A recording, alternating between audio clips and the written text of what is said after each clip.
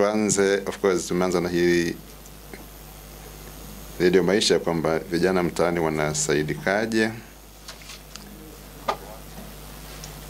Nafikiri kama nilivyosema, tuanze na ile makisatu. Inawezekana wote sio hatujawahi kushiriki, lakini makisatu tunaita ni mashindano ya kitaifa ya sayansi, teknolojia na ubunifu. Tulianza miaka 8 iliyopita na kitu kinaitwa National Innovation Week, wiki ya kitaifa ya ubunifu.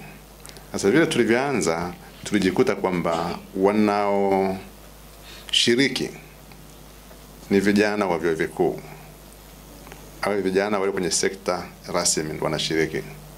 Kwa hiyo tukasema hapana, tubadili tufike wote, hata hawa ambao wako mitaani. Tukaanzisha makisatu.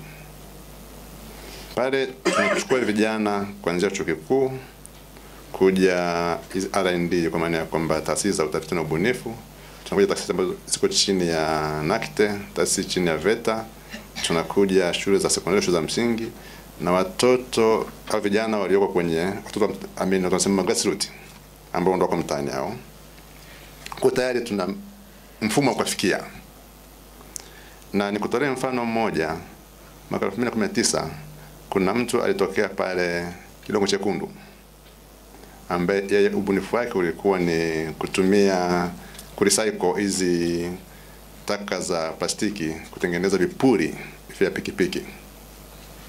Yule bwana alishiriki mashindano, akashinda, tukampa usaidizi kama COSTECH. Usaidizi wa kwanza ilikuwa ni kutafuta taasisi ambayo inaweza ikamlea, ikamwatamia kutokana na nature ya kazi anazofanya.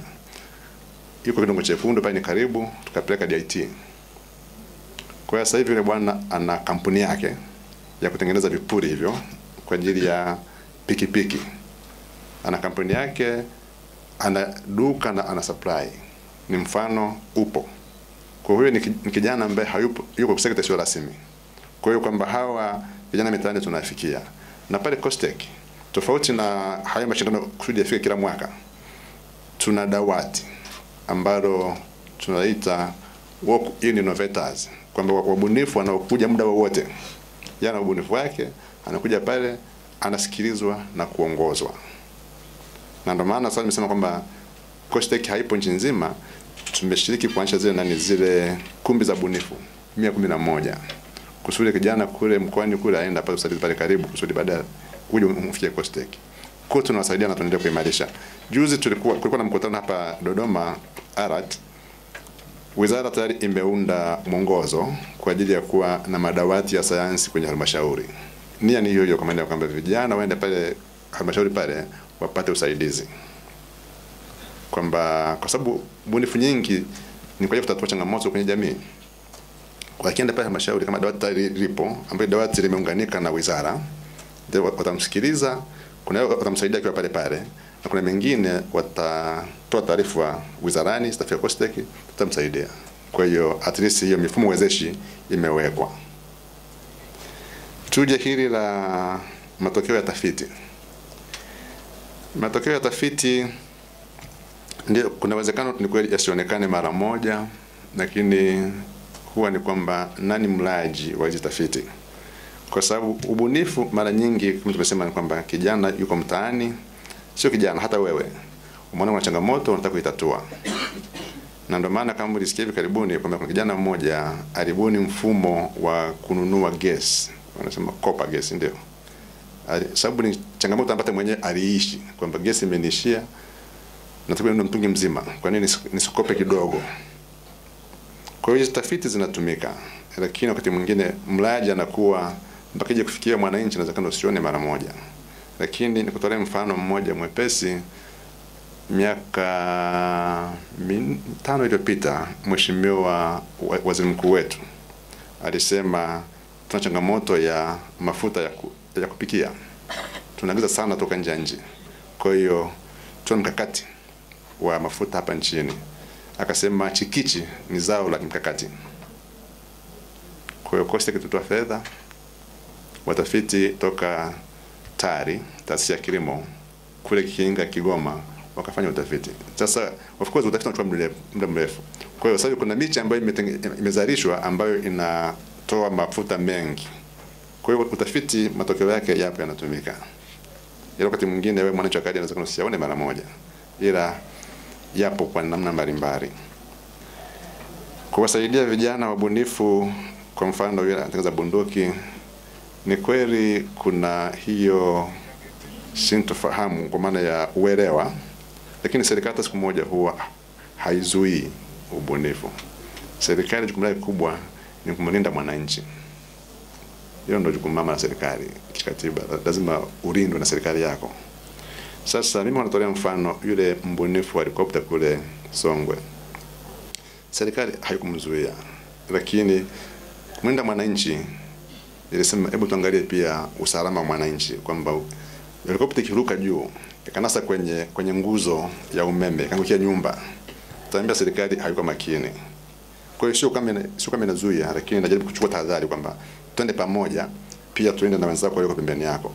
Sasa huyu wa bunduki ni hivyo, maana ya kwamba serikali inaendelea kwa mazingira rafiki, mazingira wezeshi, kusudi huyu mbunifu anapopatikana ajue aende wapi, afanye kazi na nani. Kwa sababu ubunifu upo, lakini unabuni kwa ajili ya nini? Kutatua changamoto kwenye jamii. Ubunifu kusudi uweje? Hiyo jamii kuna mlaji ambaye aje kula ule nini matokeo ubunifu wako, si ndio? Kwa maana mnunuzi. Sasa unapotengeneza bunduki, mnunuzi nani? Tumeona logic yangu. Jeshi la polisi na raia wengine wanapotumia bunduki. Lakini kabla hiyo raia kununua lazima apate vibali. Kwa hiyo huyu mtengenezaji wa bunduki hajazuiwa. Ila ni kwamba serikali inaogopa hiyo bunduki isije ikaenda kwenye mikono isiyo salama ikaja kuathiri wewe. Sasa bahati mbaya ni kwamba katika kujaribu kusema jamani tuende vizuri, inaonekana kwamba huyu kazuiwa akamatwa. Hapana. Of course akifikiwa ni kwamba je, kama shatangazo zinatengeneza ngapi mumzia nani? Kusudi tujue kama serikali tuweze kuona kwamba ziko mikono salama. Kwa hiyo nikiri kwamba ndio kuna siku moja kuna kijana ameshawahi kunifikia kwa maana ya kwamba tumuunganishe na nyumbu kwa sababu anatamani, anapenda kutengeneza bunduki. Kwa hiyo shida ilikuwa niyo kwa maana ya kwamba mbuni kama huyu aende wapi? Lakini vinginevyo nani awazuiwe? Hapana.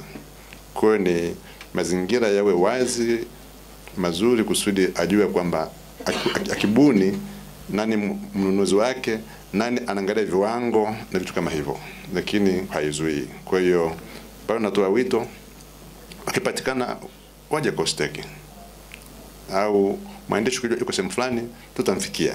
Kwa mfano ile wa kama nimesema helicopter, Kosteki tunamfuata kule Songwe. Alipotangaza tunaonesha habari, tunamfuata kule. Tukamsaidia, sasa hivi ana bunifu nzuri sana ambazo anasaidia jamii ya wakulima. Hili la atamizi wa bunifu, kwa mfano mita za kusoma gesi, nafikiri kama nilivyosema, ubunifu zipo nyingi nzuri, na niseme kupitia Makisatu wabunifu wengi sana tumewafikia. Ndio maana tunajivunia mafanikio ya miaka 4 ya Mheshimiwa Samia Suluhu Hassan. Sasa wakati mwingine kuna bunifu zinatokea unakuta tayari zipo zingine. Ninatolea mfano ubunifu wa gari la Masudi Kipanya. Ulipotoka, kabla yake miaka 2 nyuma tulikuwa tumeshapata ubunifu toka NIT, chuo cha usafirishaji taifa. Na yule mbunifu anakuja mpaka Makisatu. Baada ya Makisatu tukampa usaidizi kidogo tulipoweza. Baada ya pale akaja kaendelea maisha yake. Kwa hiyo wakati mwingine serikali kama nilivyosema inaweka mazingira wezeshi, lakini serikali haifanyi biashara. Serikali inawezesha, wafanya biashara wanawekeza. Kwa hiyo sisi serikali tunawezesha kusudi huyu ubunifu wake uweze kufika sehemu ukaonekana kwa wawekezaji. Ndio maana nimetolea mfano sasa hivi tunafanya kazi na taasisi za biashara, taasisi za fedha kusudi kutoa hiyo mikopo nafuu kuwekeza kwa hawa vijana. Sisi tumewezesha. Sasa nimetolea mfano wa ile gari kwa maana kwamba hao wabunifu wengine walikuwa wanabuni ile kufanyaje approve kwamba mimi naweza. Nimesoma, nimefundishwa, nimeelewa, nimetengeneza gari. Lakini hana ule mpango wa kwamba sasa hili gari lipita hatua zipi liende sokoni. Masudi Kipanya alipokuja alikuwa na wazo tofauti. Yeye ni yake ilikuwa ni kwenda sokoni. Na mpaka tunavyoongea sasa hivi yuko pale Tildo. Anatamiwa pale. Kwa sababu nia yake ilikuwa toka mwanzo alikuwa na nia kubwa ile kwamba lazima nifike sokoni. Sasa tukisema kwamba tumebuni ubunifu, serikali iuchukue. Sasa hivi nimesema tuna ubunifu zaidi ya 3 ambao tumeshafikia mpaka sasa hivi. Sasa kila mbunifu serikali ikichukua haiwezi. Ila kama mazingira wezeshi hayo kusudi asawi mbunifu na ubunifu wake aweze kupata mazingira hayo yaweze kumsaidia kwenda hatua inayofuata. Ndio maana kuna hivi vituo vingi vya kusaidia kuwatamia kusaidia vijana waende mbele. Sasa kuna wabunifu kama nilivyosema tumesaidia vijana shule ya msingi sekondari. Ndio mfano mwepesi. Tulianza mara ya kwanza mwaka 3 yale. Tulipata vijana toka nafikiri mkoa wa Rukwa au Katavi. Walikuwa na ubunifu ambao amechanganya mkaa na parachichi kutengeneza dawa ya viatu. Kama mnakumbuka mliokuwepo. Ni ubunifu kwa level yake. Sawa. Sasa mwandishi ukisema huyu mbunifu tena alikuwa ni mabinti wawili. Huyu mbunifu mumsaidie hii dawa yake ya viatu iweze kukua iende sokoni iende compete. Parachichi ni chakula. Mkani tunaongea mazingira. Lakini kwa level yake ameweza kutranslate yale aliyofundisha darasani kuja kwenye kwa tunampongeza na kusema at least ile nadharia imeenda kwenye vitendo. Lakini huwezi kusema hii utabiasharisha. Kwa wakati mwingine tuna mazingira kama hayo, kwa maana ya kwamba kuna ubunifu tunauona, lakini mlaji sokoni anasemaje yupo. Sasa huyu wa gesi tayari solution kama hizo sokoni zipo. Kwa wanapokuja cost kama nilivyosema tuna dawati. Kila liko wazi muda wote. Tofauti na kutangaza kwa mwaka ama kisatu, lakini pia tunayo work in innovators, wabunifu wanaokuja kwa muda wote kupata ushauri. Kwa tunawashauri, tunakaa nao, tunaambia hiki hapa kiko hivi,